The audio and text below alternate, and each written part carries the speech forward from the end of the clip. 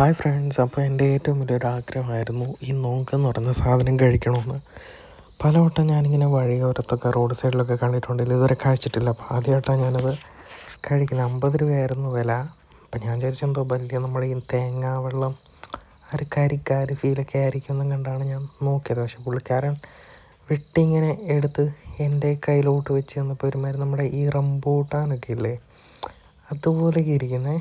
ഞാൻ വിചാരിച്ചു വെള്ളമില്ലേ, കരിക്ക് വെള്ളമില്ലേ എന്ന് ഞാനൊക്കെ വിചാരിച്ചിരിക്കും. അപ്പോൾ റംബൂട്ടാൻ പോലെ സാധനം എനിക്ക് എടുത്തു തന്നു. എൻ്റെ മറ്റൊരു തോലുണ്ട്, പക്ഷേ ആ സാധനം കഴിക്കാൻ കൊള്ളില്ല, അതിന് ചെറിയൊരു കയ്പ്പ് പോലുണ്ട്.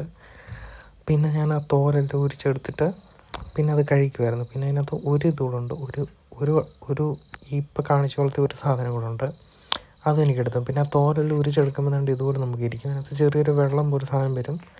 വലിയ ടേസ്റ്റ് ഒന്നുമില്ല, കുഴപ്പമില്ല. എന്നാലും പിന്നെ ഞാൻ പത്തനംതിട്ടയിലോട്ട് പോയി, സ്റ്റേഡിയത്തിലൊക്കെ പോയി മഴയൊക്കെ